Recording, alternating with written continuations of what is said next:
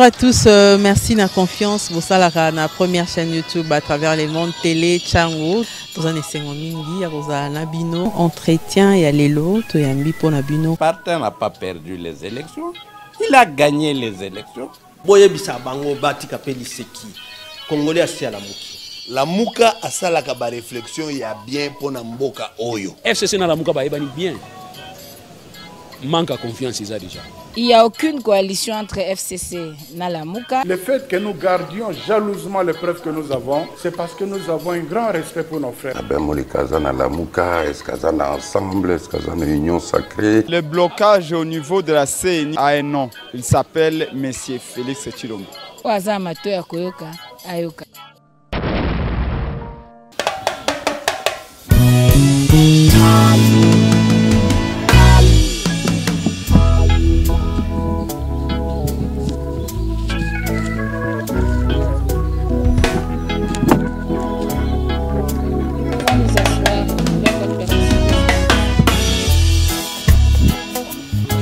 Mesdames et messieurs, c'est dans un contexte de raidissement du régime de Félix Tshisekedi que le président élu tient ce point de presse. Point besoin de revenir sur le spectacle audio auquel nous avons assisté le dimanche dernier à l'occasion du retour du président Martin Fayulu. Plus de 2000 policiers, une cinquantaine de jeeps, de camions à jet d'eau chaude pour opprimer la marche de paisibles citoyens. Cette répression avait fait des victimes et des blessés notamment. Un garde du corps du président élu Martin Fayulu qui se trouve jusqu'à présent aux soins intensifs. 52 personnes arrêtées et relâchées le même jour après torture et traitements dégradants. 8 militants enlevés à Massina au niveau de l'entrée Siforco, torturés et déportés au cachot de la police militaire de l'Ancélé. Adrien Malenga, le secrétaire national en charge de formation de l'ECD, qui a été enlevé au quartier 1 Andjili, neutralisé et puis jeté à Kinkole.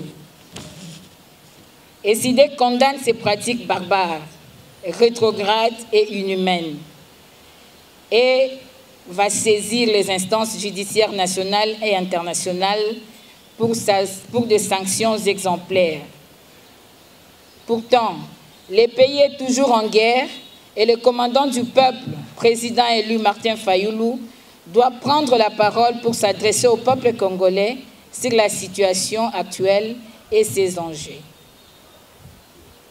Ainsi, avec votre permission, Monsieur le Président Martin Fayulu, nous vous prions de bien vouloir prendre la parole et s'adresser au peuple congolais. Mesdames, Mesdemoiselles et Messieurs, la situation que traverse notre pays en ce moment est on ne peut plus grave. Il y a péril en la demeure. Et si nous n'y prenons garde, nous risquons d'être les derniers Congolais à avoir vécu en RDC dans ses frontières actuelles.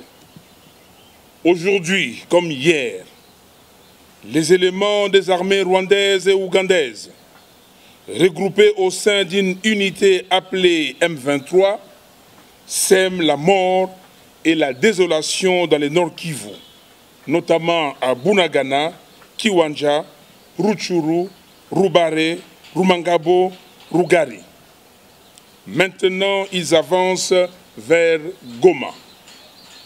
Cette situation a entraîné un exode massif des populations qui viennent s'ajouter à plus de 6 millions de déplacés internes déjà enregistrés dans l'est du pays, abandonnés et sans assistance, victimes de violations massives des droits humains.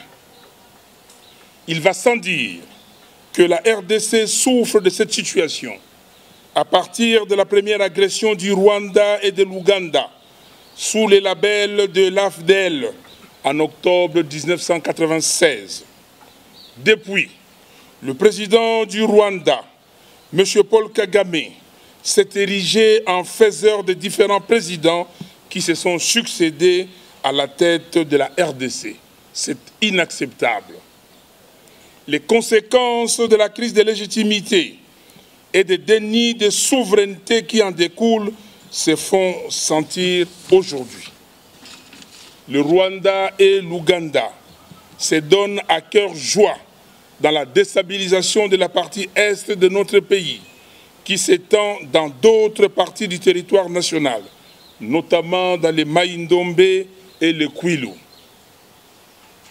Cette déstabilisation est rendue possible notamment par l'infiltration de toutes les institutions de la République. Et pour mieux contrôler la RDC, ses ennemis l'ont amené dans la communauté d'Afrique de l'Est. Il n'est plus un secret pour personne que M. Tshisekedi est arrivé au pouvoir grâce à M. Kabila et M. Kagame. Question.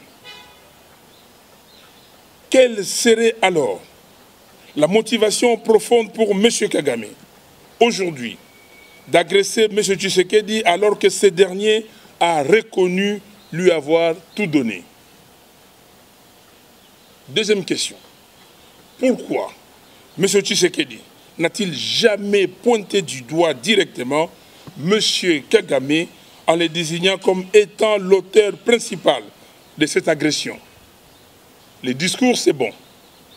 Mais qui est responsable du génocide congolais? 10 millions de morts depuis 1993 et de 6 millions de déplacés internes. Autre question. Pourquoi le gouvernement de M. Tshisekedi n'a-t-il jamais saisi le Conseil de sécurité des Nations Unies pour que celui-ci déclare le Rwanda comme pays agresseur de la RDC? Aussi, pourquoi n'y a-t-il jamais eu de plainte auprès de la Cour internationale de justice? À ce sujet, il faut rappeler pourtant que lors de l'agression de la RDC par le Rwanda en 1998, le gouvernement de l'époque avait porté plainte à la Cour internationale de justice pour acte d'agression contre le Rwanda et l'Ouganda. Mesdames, Mesdemoiselles et Messieurs, les agresseurs ont décidé de mettre autour d'une même table le M23 et les gouvernements des fêtes de la RDC pour appliquer une fois de plus la recette de l'infiltration des institutions congolaises au moyen de l'intégration et du brassage.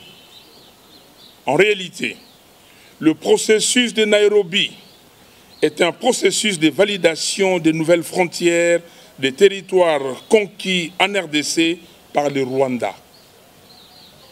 Dans cette combine de Nairobi, il est prévu que M. Tshisekedi ramène un accord de cessez-le-feu qui, malheureusement, aura consacré l'occupation.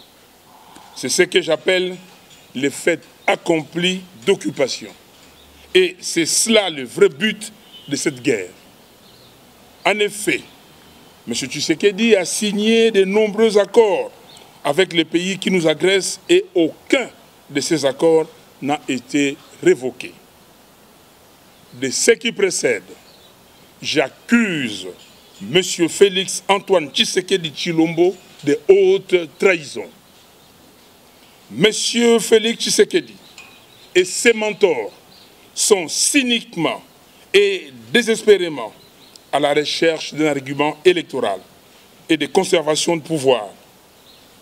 Ayant en effet constaté que M. Félix Tshisekedi ne pourra pas gagner les élections de 2023, ses parrains sont venus à sa rescousse en imposant à la RDC une guerre qu'il devrait gagner à temps voulu afin de lui donner l'occasion de se présenter en sauveur de la population congolaise qui ne jure que par la paix.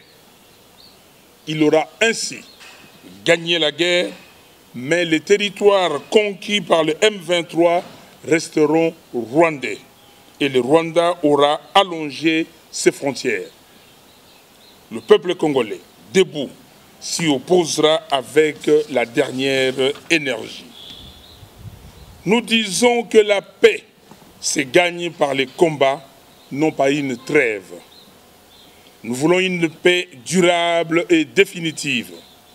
Toute paix qui viendrait en dehors de l'implication de notre peuple et de nos forces armées ne pourra être qu'une paix de façade, comme ce fut le cas avec le CNDP et le M23-1. Le processus de Nairobi obéit au même modus operandi. C'est donc du déjà vu et nous n'en voulons pas. On ne peut pas demander à la RDC de dialoguer avec le M23, encore qu'ils ne sont pas congolais, pendant que le Rwanda refuse de dialoguer avec les FDLR et l'Ouganda avec les ADF. Le Conseil de sécurité des Nations Unies doit formellement condamner le Rwanda et l'Ouganda et leur demander de retirer leurs troupes de la RDC. Cette agression est en effet une violation grave de la Charte des Nations Unies. Il faut en outre trouver une solution immédiate dans le sens d'éloigner les FDLR et les ADF de la RDC.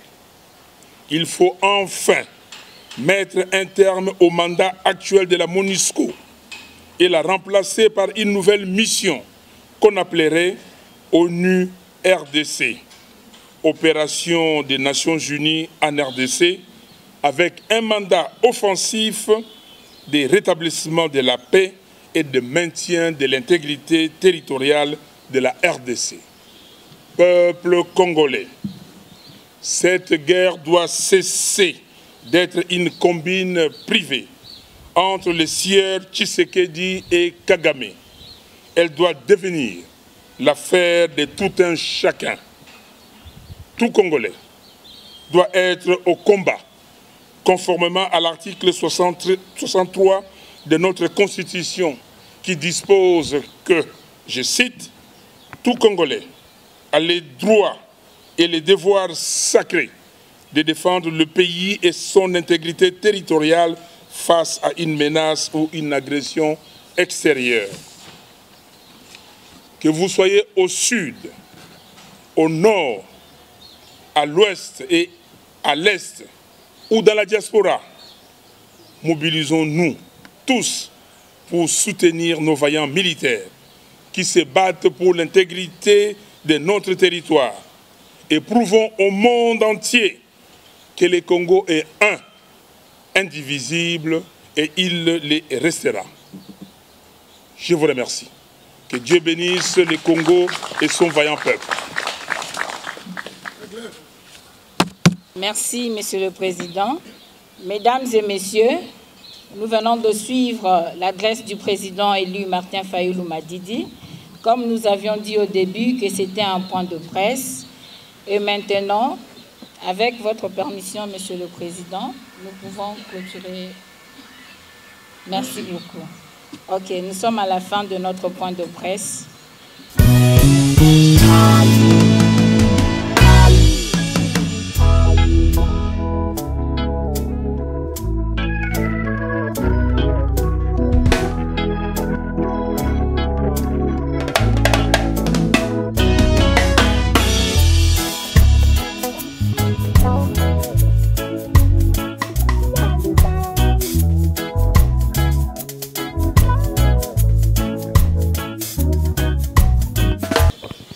Nde mutu alingi moni papa bakanganga banda kala makambo esila makambo tozotala makambo oyo ya mukolo ayenga oyo atindela kibiso 8000 policiers bitumba ya este na este kuna esili siko bitumba ekomi awa na Congo Kinshasa na opposa na bakombata na ye. Est-ce que nana tinda ki ba policier mutu atinda ki ba policier mukonzi ya mboka Chilombo mutu atinda ki ah Chilombo mutu atinda ki nga nanu namona te biso nous tozalaki na liti ya tata na ye na IDPS Mobutu mokolo moko te a charge ba charge de combat azwa ba mituka ya maya moto atinda ibele ya ba policier ngana uta IDPS ko na longwa kana sepela kana ngaite makambo oyo ezalaka kosala makuna eloko nini nazo sepela ngai na ya awa na parti ya président Eli pona mayele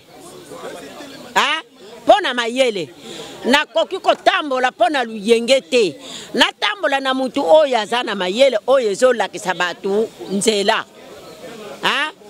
yango na ya namoni parti oyo eza na mayele nga mpe naza na mayele pona kota mayele oyo ya ye soki nazwa yango ntango na banda koloba koyeba ke mama mpe aza na nsima tala likambo alobi eza ya malamu tosalela yango nafingaka mutu te nga nafingaka mutu te mboso makama mboso nalobaka oyo mboso nalobaka yango oyo ezosalama mbongo mboso ngai nayebi ndako ya mboso te nayebi biro mboso asalaka te mbongo yango atindelanga na mpesa to nani nga nakutana na mboso te nakutana na mboso te papa mboso ngai nabelela ye pona makambo oyo ya mboka ezotambola malamu te tango tomonaka siko mboso batie ye na bureau assemblée nationale ngana biso nyonso tosepelaka tosepeli pona nini po tomoni ndeko na biso lukula akote na place wana nakanisi akobongisa pona misala ya bana Kongo.